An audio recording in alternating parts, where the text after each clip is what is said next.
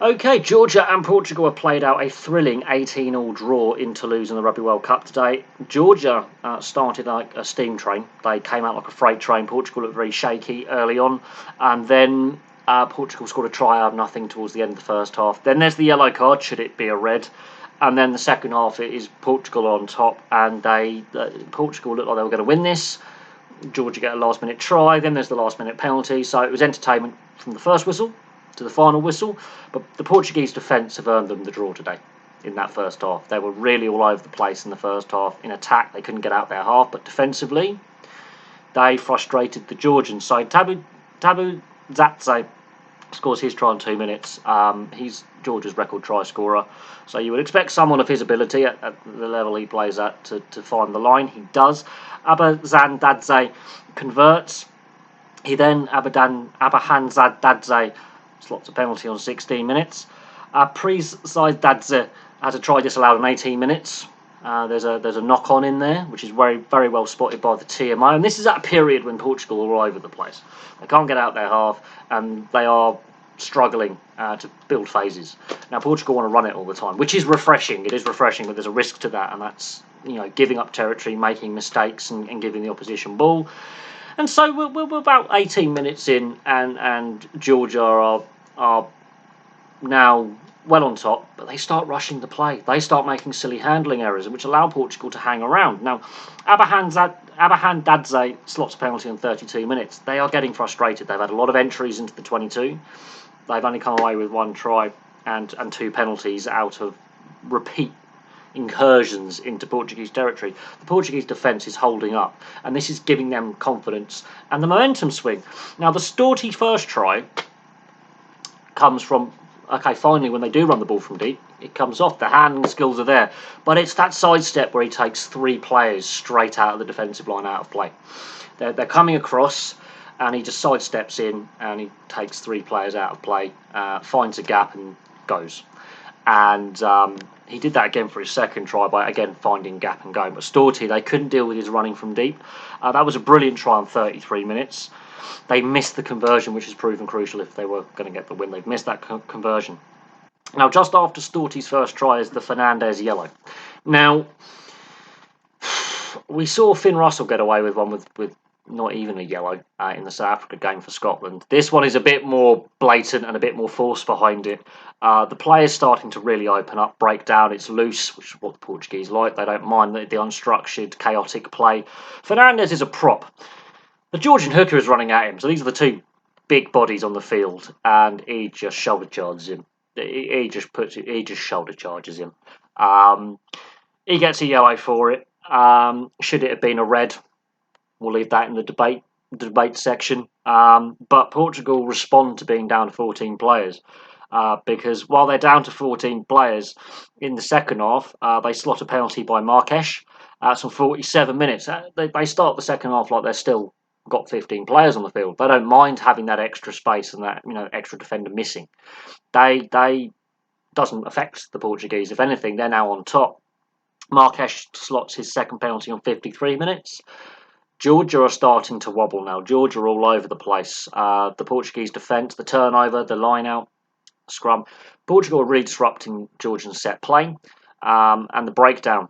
The breakdown, the Portuguese, with a certain player called Madeira, which is also a Portuguese island. He's leading the breakdown disruption. A lot of turnovers there. The Georgians really lost control of the contact area, and the Portuguese are starting to create chaos. They're all over them. The Georgians are all over the place. You can see the momentum's swung in the Portuguese favour. And then Storty's second try, that's just a really brilliant support line. He's come off his wing. He's come into a centre channel, as would you expect an inside or outside centre to be supporting the fly half. He's coming off his wing right in to the centre of the field, hits a line at pace, hits the gap and scores. I don't know which is one of the better of his tries. The first try, it's the sidestep 3 players in one go, or the second try where he times his run and his line beautifully. Arcing run in and out. He arcs from the right wing into the middle of the field, and then back towards the right wing after he's received the ball and punched through the line. It's a great line break. The handling skills by Portugal were ridiculous. I mean, they were willing to throw it around in their 5 metre area and in the in goal as well. They were willing to throw it around. Marques converts that. He's had that misconversion though has proven crucial. Really, it has.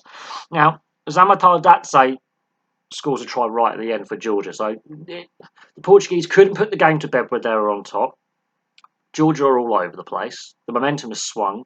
There are still a couple of silly penalties by the Portuguese, a bit of naivety by the Portuguese in a winning position. The game management's not quite there for these Tier 2 nations yet, but they want to play their game, which is running, which is unstructured, chaotic, handling, just handling, 7-style rugby.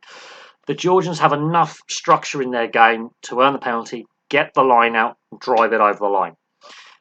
They miss the conversion, but they're ahead. Well, they're drawing level, should I say. It's 18-all. But from the resulting kickoff reception, they're pinged for holding on, which is something that has been plaguing the Georgians all day. Is their penalty count is too high. They're getting basics wrong. But because Marques is off the field, their starting goal kicker, Sousa Guedes, who's the Portuguese fullback, who's lit up this tournament with his running game, his handling game, his side steps. He's obviously come from the Sevens programme. He's got an 80% kick record, so he's not a bad goal kicker. And it's a pressure kick. And he misses. I personally think the Portuguese should have gone to touch, got the line out, maybe earned another penalty and been a bit closer. But he's brave enough to step up and try and ping it from 45, 50 metres out on the angle. Narrowly misses. And it's 18-all. So Portugal are still searching for their first ever win in the World Cup. Georgia, they will be looking at themselves and going, they've blown this. They'd absolutely blown this from where they were in the first 10, 15 minutes of the game. They lost the game management. They lost control. They were outworked in the defensive areas. They were outworked in the breakdown. Their scrum wasn't as dominant as they would have expected it to be, and they couldn't take advantage of the opposition being down to 14 players either side of half time. If anything, the Portuguese played better with 14 players for that 10-minute period. We can debate again the TMO referral system. We can debate that.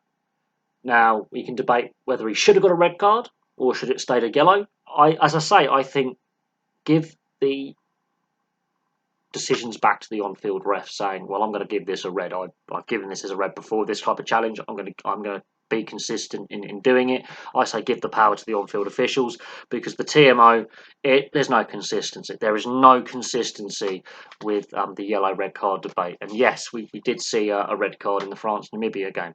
We saw a red card in the England-Argentina game. But in Chile-Japan, a similar challenge to those two was only a yellow. And now we've seen a shoulder charge, which has resulted in a yellow. But he's made no attempt to wrap, and he's decided I'm just going to shoulder charge this guy out, hard. So there was deliberate intent to shoulder charge there, and it's deemed worthy of only a yellow. So make of that what you will. The game itself, Portugal were entertaining. They were willing to run from deep, and to be fair, at times when Georgia could get a bit of ball in the second half and in the first half, they were also willing to with the offloading, the running.